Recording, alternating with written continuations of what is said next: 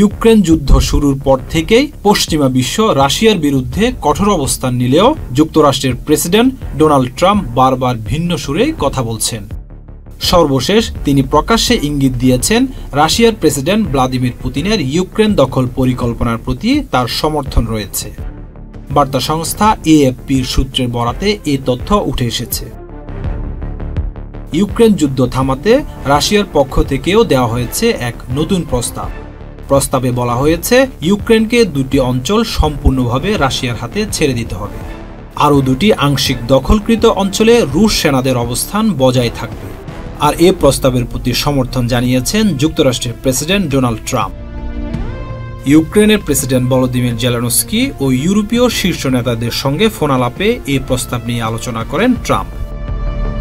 তবে পুতিনের প্রস্তাবের বিষয়ে জেলেনস্কি স্পষ্ট জানিয়ে দেন ইউক্রেনের সংবিধান কোনো ভূখণ্ড ছাড়ার অনুমতি দেয় না। তিনি বলেন ডনবাস ছাড়ার প্রশ্নই আসে না, যদিও তিনি সম্ভাব্য ত্রিপক্ষীয় বৈঠকে আলোচনার দ্বার খোলা রাখার ইঙ্গিত দিয়েছেন।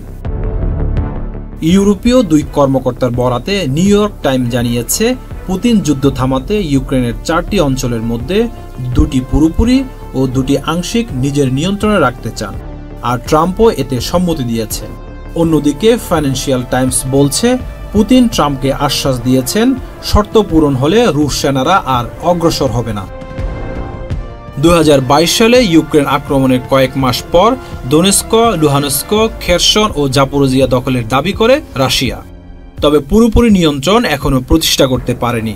এর আগে 2014 সালে রাশিয়া ক্রিমিয়া উপদ্বীপ দখল করেছিল, যা আজও আন্তর্জাতিক অঙ্গনে বিতর্কিত। রাশিয়ার এই নতুন প্রস্তাবে ট্রাম্পের সমর্থন আন্তর্জাতিক রাজনীতিতে নতুন আলোচনার জন্ম দিয়েছে। তবে ইউক্রেনের স্পষ্ট অবস্থান বলছে যুদ্ধ থামাতে হলেও ভূখণ্ড ছাড়তে তারা প্রস্তুত নয়।